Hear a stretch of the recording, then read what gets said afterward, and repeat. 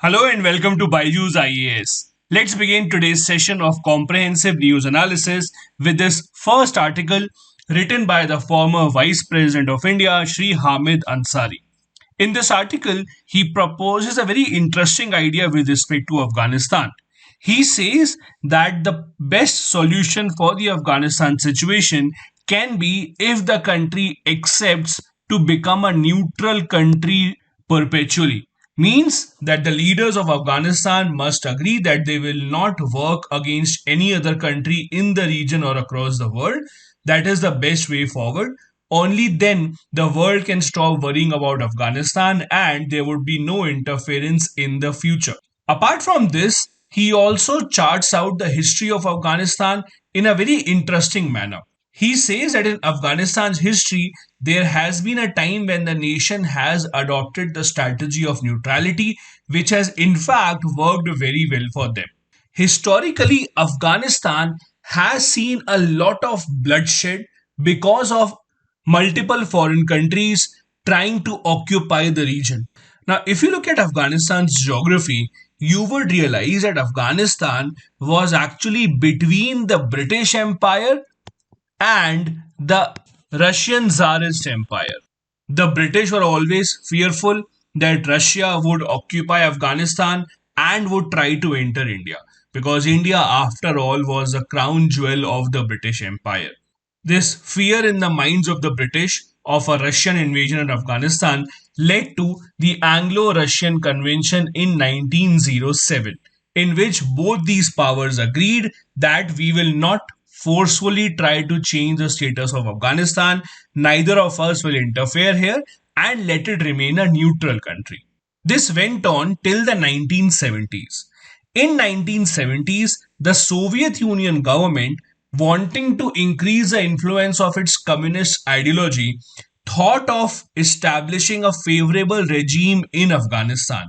So in 1970s, the Soviet-backed government was formed in Afghanistan, which many local Afghan people did not like. Many Afghan locals who were against the Soviet government migrated to Pakistan and started asking for help from Pakistan in order to displace this Afghan government. This gave an opportunity to America also to interfere in between because America wanted to stop the spread of communism and also wanted to embarrass the Soviet Union. And this began the starting point of Taliban. The word Taliban comes from Talib, means students. So America started helping these group of students who had come from Afghanistan to Pakistan who were against the Soviet Union backed government of Afghanistan. America, with the help of Saudi Arabia and Pakistan, started supplying money and arms to those people who were in Pakistan but were planning to fight against the Afghan government backed by the Soviet Union. America never wanted to directly interfere in the war, but it wanted to embarrass the Soviet Union at all cost. This help in the form of money and in the form of weapons allowed the Afghan dissidents to fight against the Afghanistan government, leading to a direct armed confrontation in 1979. Russia, being a superpower, did not want to give up so easily, so Russia fought the war for many years. However, in the beginning of 1980s, Russia also started to realize that this is not a war that they could win. They had been spending a lot of money in Afghanistan. Russia had sent its army in Afghanistan to help the Afghan government against the dissidents, but they did not realize that Afghanistan historically has proved to be the graveyard of great empires. In 1982, the Soviet president famously asked Indira Gandhi, "Can you please tell me a way to get out of Afghanistan?"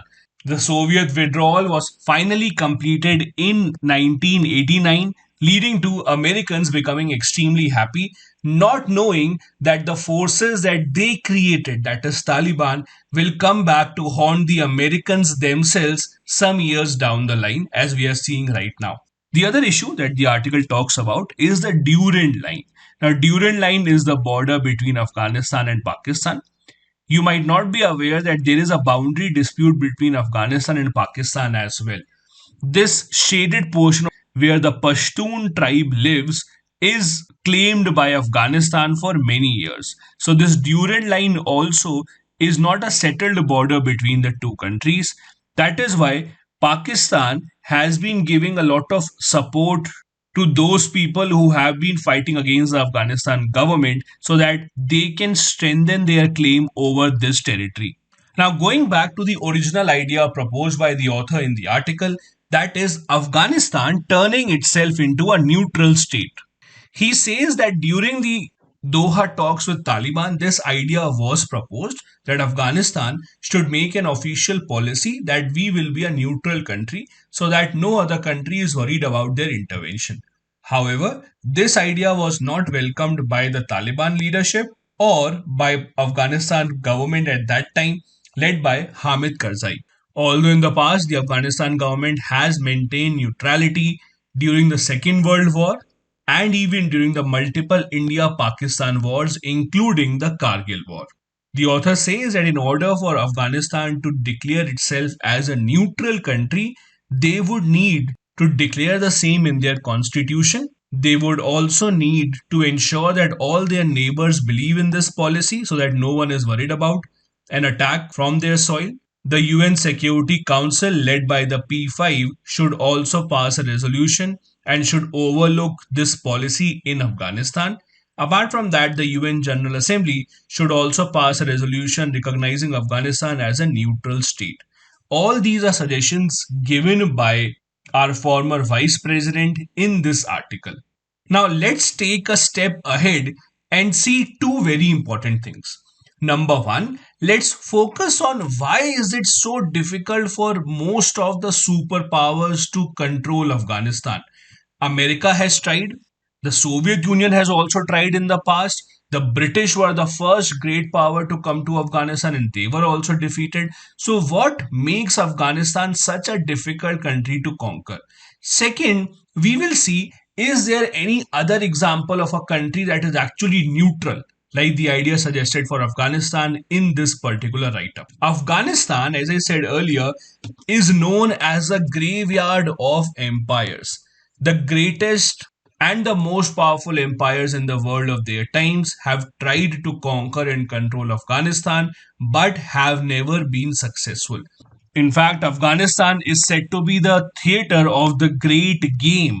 The Great Game, as I said earlier, was a rivalry between the Russian Tsar and the British Empire to capture Afghanistan, because the party that captures and controls Afghanistan would have a route towards the Middle East, Central Asia, and India. Now, why is it so difficult for any superpower to capture Afghanistan? There are three main factors. First, Afghanistan is located on the main land route between Iran, Central Asia, and India. It has been invaded many times and is home to a lot of tribes. Tribes which are not even on good terms with each other and outsiders. Meaning that for anyone to come and capture the country, they first have to ensure that they are able to conquer all these tribes one by one, because historically these tribes have been extremely well trained and have seen a lot of invasions in their life. Second, because of the frequency of invasions that this area has seen, almost every house, every village is built like a fortress. So the people are ready mentally for such attacks and it comes naturally to them to fight against any foreign power. Thirdly, the physical terrain of Afghanistan is extremely difficult to conquer. It has extremely rugged mountains, it has very less vegetation, you won't find a lot of water resources. So, for the military to go on long marches without knowing the territory around them, it would be extremely difficult for them to sustain for a longer time. On the other hand, the tribals in Afghanistan have always understood that the foreign power may have more weapons than them, but the one thing that the foreign power does not have is time. This is also the single biggest reason why America, being the world's most powerful country, still has to go back and empty handed without defeating the Taliban. Because the Taliban fighters knew that Americans can come, They can fight, but eventually one day they will have to go back. Taliban, on the other hand, knows that they have time in their hand. Let me share with you an example of a country that is regarded as a most successful example of a neutral country. We are talking about Switzerland. Switzerland has a self imposed policy of neutrality, which was decided in 1815 at the Congress of Vienna, where most European countries took part. As per this convention, it was agreed that Switzerland will remain a permanently neutral country, and this neutrality was guaranteed by Russia, France, Prussia. Germany of today was considered as Prussia at that time, UK, and others. These countries ensured that we will give protection to Switzerland if someone else attacks. In return, Switzerland will always remain a neutral country. Switzerland did not take part in any of the two world wars. In fact, it was so adamant on being a neutral country that it did not even join the UN till 2002. It was only in 2002 that they joined the UN. Something like this is being suggested for Afghanistan, because right now the problem with Afghanistan is Russia, China, India, Iran. All these nations are worried about Afghanistan, thinking that something wrong might be planned in Afghanistan against their country. But once they are assured that Afghanistan is a neutral country and is not planning to interfere in any other matter, everyone can be at peace. There are many other countries right now that claim themselves to be neutral: Austria, Norway, Costa Rica. But the most successful example of neutrality given throughout the world is, in fact, of Switzerland. The next article that we will talk about is with regards to the Data Protection Bill of 2019. The bill was referred to a joint parliamentary committee in 2019 and will most probably be tabled in the parliament in the upcoming winter session. This small article in the Hindu newspaper talks about the importance of data protection in India. It also talks about the fact that the bill that will be tabled in the parliament has some objectionable provisions which the opposition parties are not liking. Amongst the various provisions in the bill, one of the provision is that an authority called Data Protection Authority will be set up that will ensure that data of people across the country is protected. One of the problems with the bill is that this particular agency will be appointed completely by the government of India without any role of any outside agency. Not just this, earlier it was said that the government will utilize the data of the people only in case the security of the state is in danger. But now the bill provides the government a lot of exceptions. That is, the government can now use your personal data for public order also, just that the government has to give a written reason why they are using your data. So the opposition is saying that the bill has been diluted considerably. The JPC, that is a Joint Parliamentary Committee which was discussing the bill, had Jairam Naresh as one of the members who is a Congress leader. He points out that in October 2021 in Europe, UK and Japan, there was a joint committee set up to decide on the principles for government to access personal data of the people in their country. They decided that there should be very clear guidelines and situations under which the government can access people's private data. He says that in our bill, which will be tabled in the parliament, this has been overlooked. He also says that the Sri Krishna Committee of Experts that had given a report about how to make an ideal law about data protection has been overlooked. The recommendations given by this committee and the recommendations given by the Supreme Court in the very famous K.S. Puttaswamy versus Union of India case have also been overlooked. This is the point of view of Jairam Naresh, as I said, who is a Congress leader. This is what this small article tries to convey. Now, it is also important for us to know what exactly is this bill all about, what are the provisions of the bill, and is there any cause of concern for us. Now, let me give you a very short brief of what the bill is. When you make an online account, let's say you go on Facebook, you go on Twitter, Instagram, you make an online account and you upload your photos. In effect, when you're uploading the photo on Facebook or you're telling Facebook about what pages do you like, you are telling Facebook a lot about yourself. Facebook in return claims that this data that you have given to Facebook can be utilized by Facebook. So for example, you liked the page of a certain product. Facebook will tell that company that this X person has liked your comment and he is usually online from 7 to 8 p.m. So maybe you can show him ads at that point of time. Or your data can also be sold to some other companies who are trying to sell something to you. Data right now is the most valuable thing in the entire world. People have become billionaires just on the basis of owning so much of data. So, this bill tries to protect your data and tries to make a law that no company would be able to utilize your data without your permission. This bill applies to the government of India, companies incorporated in India, or even foreign companies who are dealing in India. So, none of these, including our own government itself, would be able to use your data.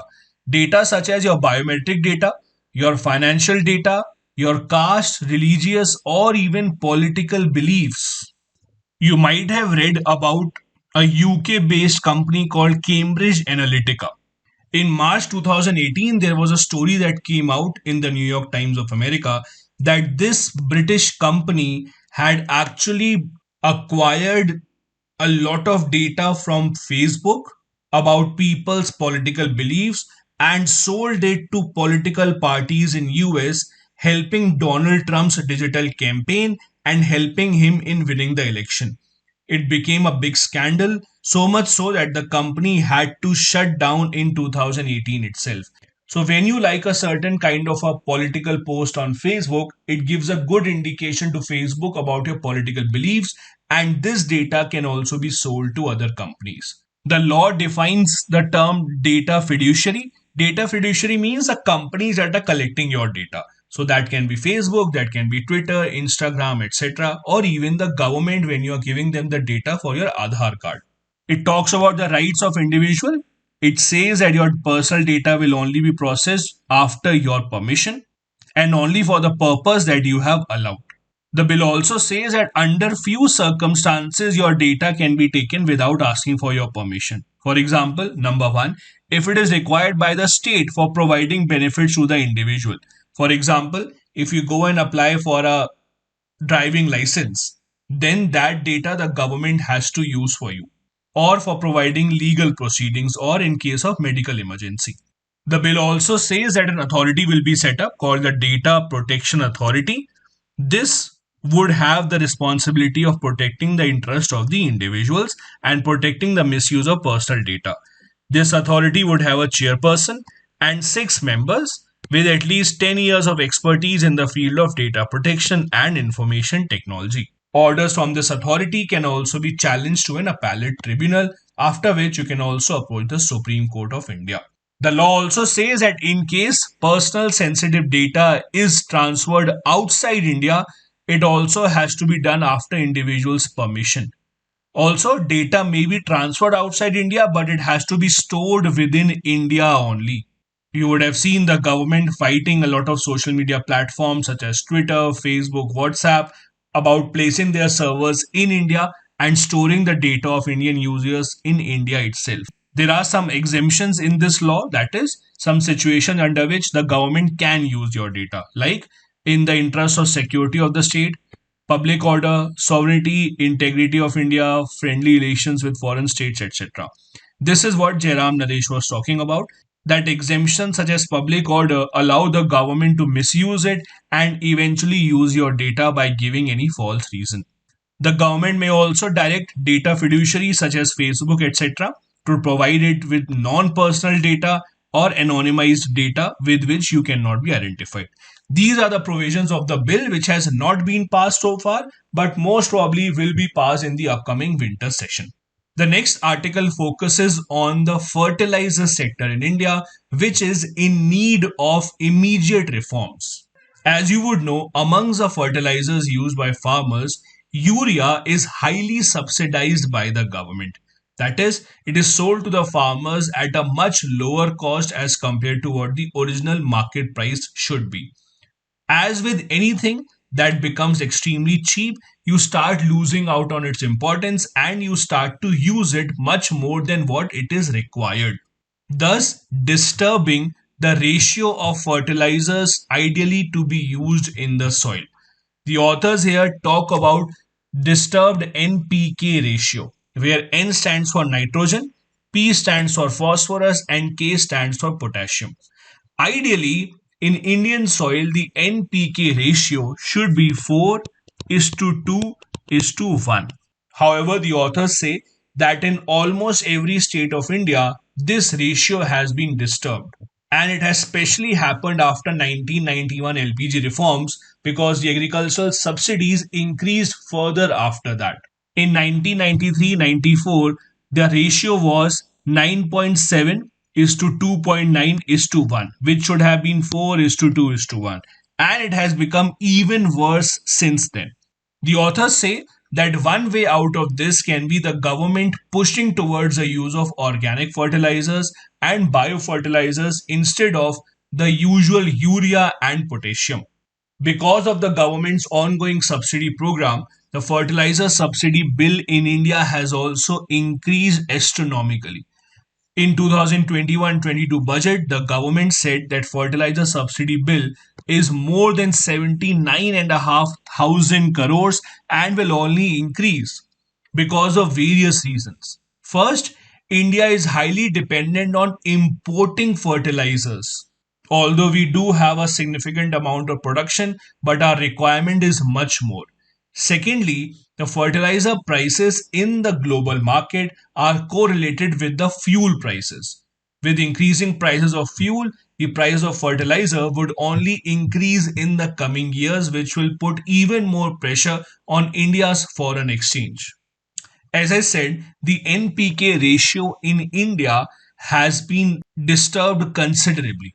For instance, in Punjab, it has reached to 33.7 is to 8 is to 1, which is so far away from the ideal ratio that it is harming the food that is produced, harming the soil, and harming the environment at the same time. As I said earlier, a lot of our fertilizer requirement is imported.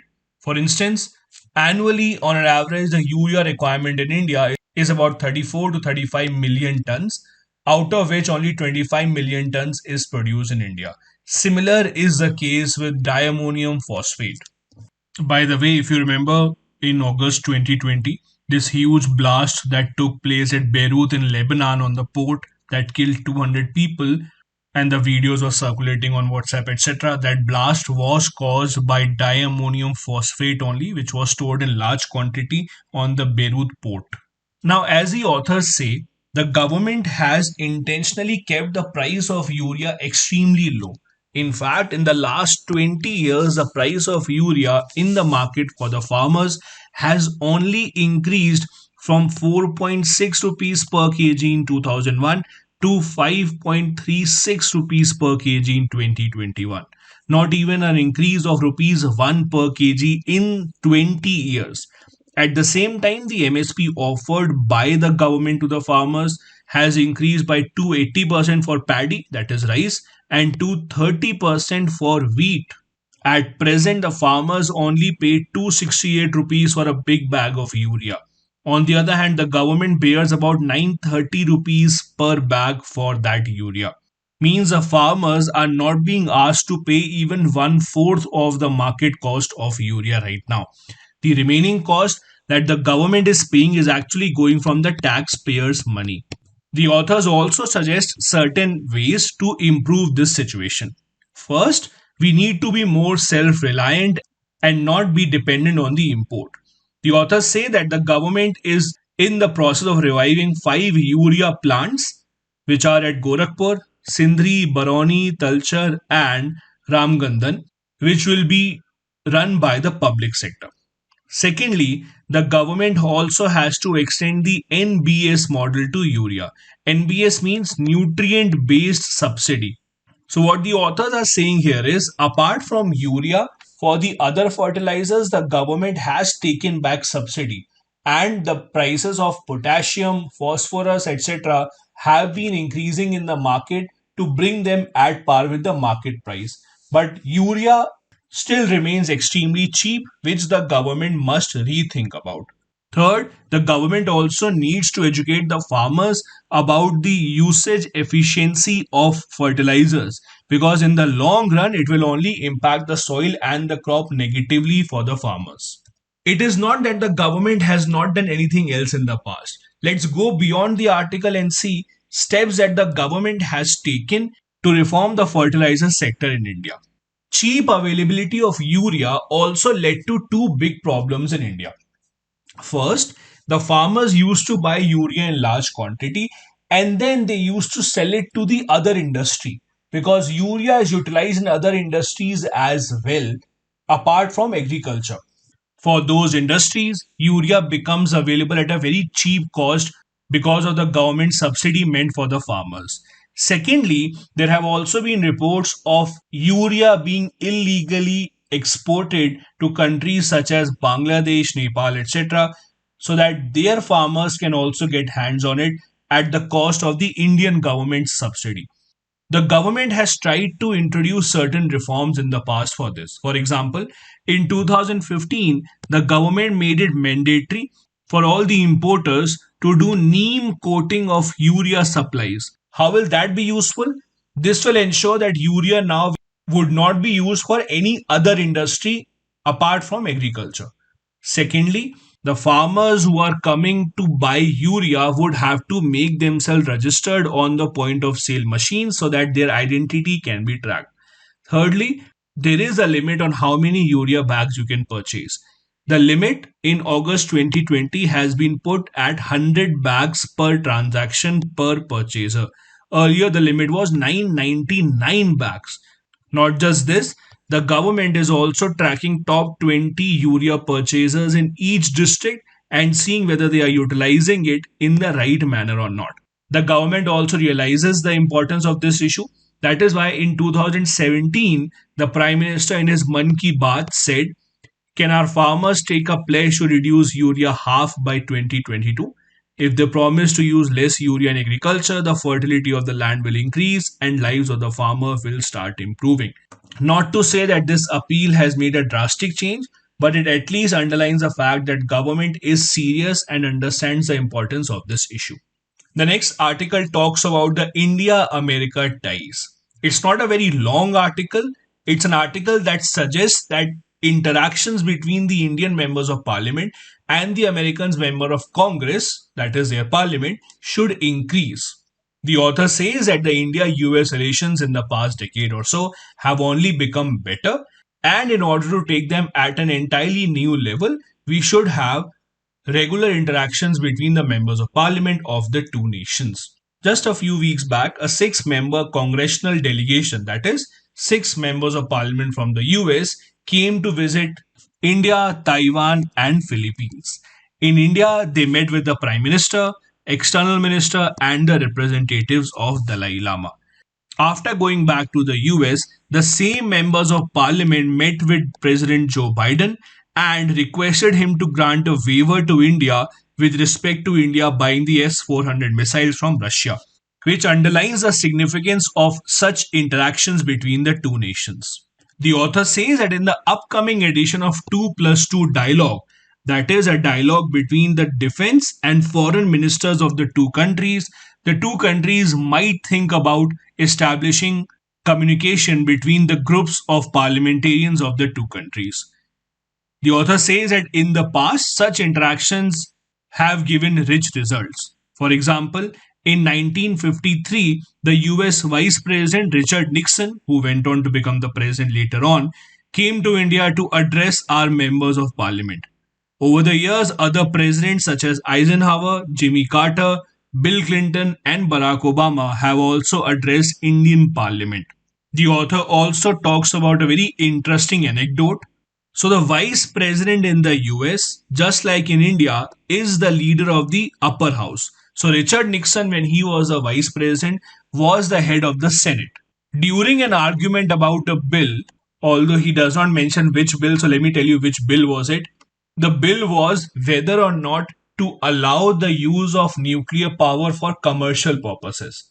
During the argument of this bill, there was a heated debate in the Senate, and Richard Nixon, trying to silence the members of parliament, was using the gavel. Gavel means a kind of a hammer that judges have to silence people. So Richard Nixon was using the gavel, and this gavel had a rich history. It was over 200 years old, made by ivory, that is, elephant teeth. During this heated discussion, he struck the gavel so hard that it broke off. A few weeks later, India's Vice President, Dr. S. Radhakrishnan, was invited to speak in the US Congress. As a friendly gesture, our Vice President presented to the US Senate a new gavel made of ivory exactly in the same design as was the earlier one. And this gavel is still used in the US Senate by the leader of the Senate, which is Kamala Harris right now. The author suggests that a way forward can be that India's parliamentary group can establish relations with the US. The author says that India's parliamentary group has 8 formal friendship groups, including with countries such as Japan, Russia, China, and European Union, but US is not in this list. Most countries across the world have this kind of a parliamentary group under which their members of parliament, during their parliament break, travel to other countries, interact with the other parliaments to establish better relationship. And that is why it would be important for us also to go slightly deeper into what exactly is the Indian parliamentary group and how does it work. So the Indian parliamentary group came into being in 1949 itself, when the Constituent Assembly of India discussed the matter and thought that it is important to have such a group. All the members of parliament or even the ex-members of parliament can become a member of this particular group, which is headed by the Lok Sabha Speaker. You have to pay a membership fee, and after that you will be considered as a member of this group. You can also pay a fee for a lifetime. Even after you stop being a member of parliament, if you have paid a lifetime fee, you will still be called an associate life member. What do? They establish contact with the other members of parliament across the world, hold seminars, discuss issues, give lectures, and listen to other people and learn from the best practices across the world. This group also gives the award for the outstanding parliamentarian every single year in the parliament. As the author says, there are right now 8 friendship groups as per the Indian Parliamentary Group website: China, European Union, Japan, Mongolia, South Korea, Russia, Vietnam, and Latin America. Moving on to the next article, which talks about the paddy procurement problem right now in the state of Telangana. Let me give you the background of the issue. The government of Telangana is asking the union government to procure all the par-boiled rice grown by the farmers in the state. What is a par-boiled rice? Rice which is half boiled is called par-boiled. So the government of Telangana is saying that union government should ask the Food Corporation of India to come to the state and procure all the rice that the farmers have grown. The central government is saying that we had already told you that for this year, the Food Corporation of India will be able to buy a certain kilogram of rice. We cannot take more than that. You should have made arrangements and you should have asked your farmers not to grow so much rice, because the quota that we gave you is already over. This is the background of the ongoing argument between the Telangana government and the central government. The Telangana government, as per the article, says that 90% of the paddy produced in the state should be procured by the center. But the center says we already have enough stock of par-boiled paddy, which will last for 4 years, and we will not be able to procure more. We had already promised you a certain quantity in September, we will only procure that. Now, why is the government saying that? Is it not the government's responsibility to buy all the rice that is produced by the farmers? The government gives the MSP for raw rice. If farmers would have produced raw rice, then the Food Corporation of India would have the responsibility to buy all the quantity. But since in Telangana, raw rice is not produced in such large numbers. Why? Because during the Rabi season, the state has higher temperature than what is required for rice. So the farmers in the state of Telangana have improvised a bit and they have switched to boiled rice. The center government says that there is not such a big market of boiled rice, so where will we sell this rice? The only state where boiled rice is eaten in large numbers is Kerala. But now Kerala itself has started to produce its own boiled rice. This is why the issue is unresolved between the Telangana government and the center government. Now, the procurement of paddy is actually a joint exercise between the center and the state governments. The state governments set up their own infrastructure at the village level on behalf of the Food Corporation of India so that they can procure the rice and transfer it to the godowns that are already owned by the Food Corporation of India. This paddy procurement issue has increased even more since the formation of Telangana. The reason is since the formation of Telangana, the irrigation facilities of the state have improved, and that is why the production of paddy in the state has increased considerably. Thus, the farmers are dependent on the Food Corporation of India for buying their entire produce. As I said, the Food Corporation of India had earlier given a limit. The Food Corporation of India said that we had given a limit that we will be able to buy 40 lakh tons of rice from you and not more than that. The state government, on the other hand, is saying that our farmers have produced 94 lakh tons. So there is a lot of mismatch between what the Food Corporation of India is ready to procure and the amount of parboiled rice that the farmers have in the state of Telangana. Telangana says that in the states of Punjab and Haryana, all the rice grown by the farmers is procured, then why not from our state? But as I said earlier, the difference is in Punjab and Haryana, raw rice is cultivated, which has a greater market as compared to the parboiled rice cultivated in the state of Telangana, which is where the issue remains. Now, the Telangana government says that the center government should tell us at least 1 year in advance about how much rice can they procure.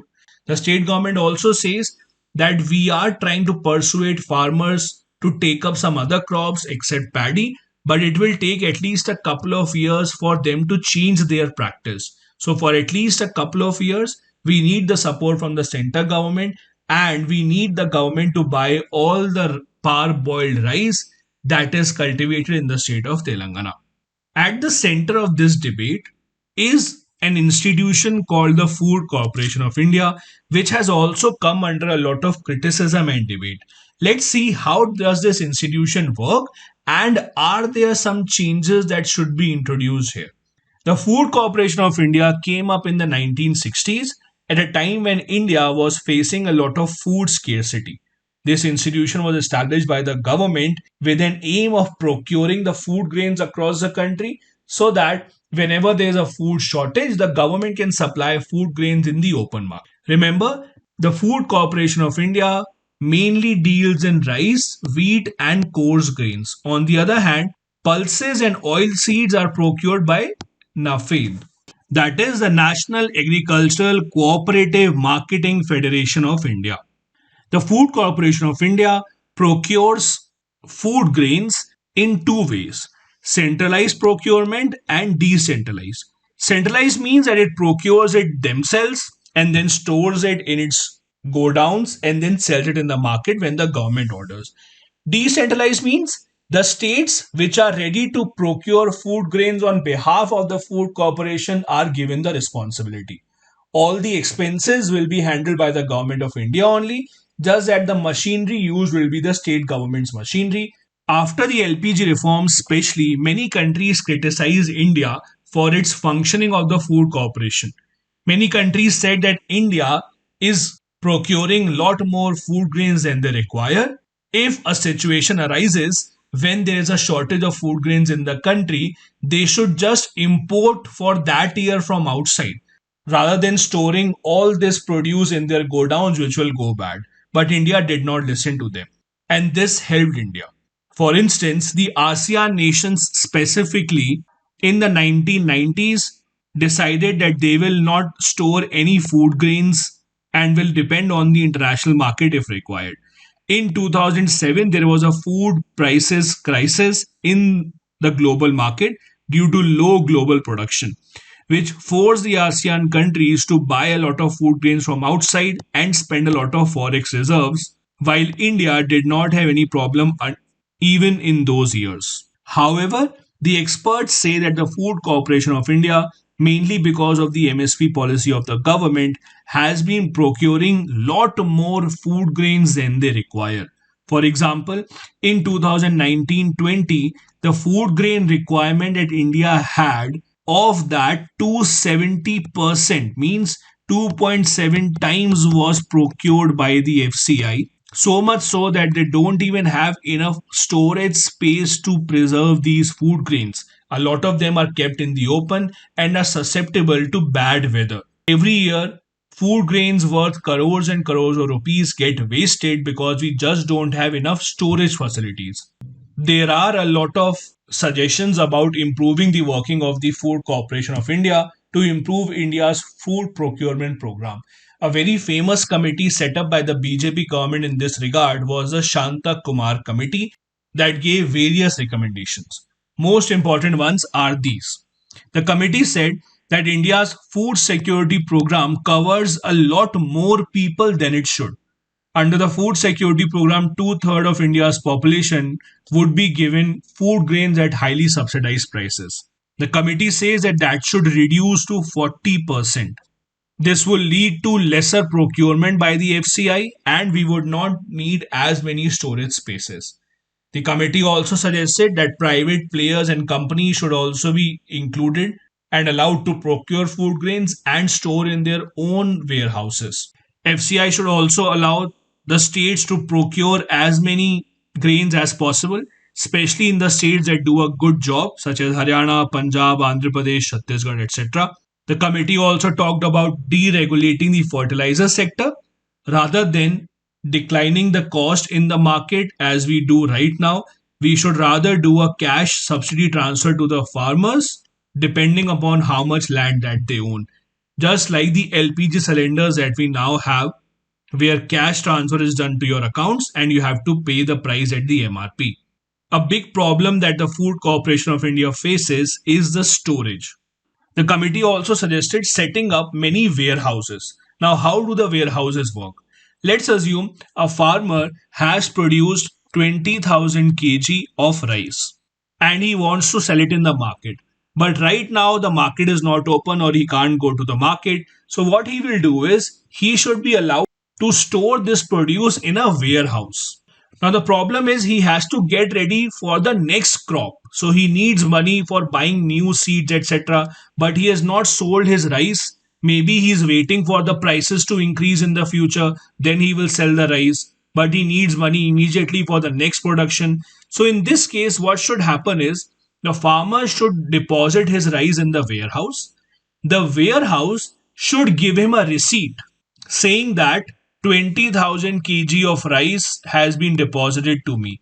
Let's assume 20,000 kg of rice is equivalent to 4 lakh rupees. So the warehouse can give a receipt that food crop worth 4 lakh rupees is deposited in my warehouse. The farmer can now take this receipt and go to the bank and take a loan against this, so that the bank also knows that the farmer has close to 4 lakh rupees of product and he will be able to return the loan. So at least 80% of advance from the bank should be allowed on the basis of this warehouse receipt, so that the farmer can wait for the prices of the produce to increase and on the other hand can also get money for the next round of crop production. The committee also suggested that we have a lot of grains lying unused in the storage houses and the FCI should be allowed to export the surplus stuff in the open market or abroad so that we can earn money out of it. These are the articles we wanted to discuss from today's Hindu newspaper. Now, a couple of practice questions. Number one, discuss the various issues facing the fertilizer sector in India and suggest remedies to resolve these issues. Second, in order to have a meaningful dialogue, India must be an active player in the Afghanistan reconciliation process. Throw light on the evolving paradigm of India's foreign policy with respect to Afghanistan. Both these questions have to be answered within 250 words each. Thank you so much for watching the video.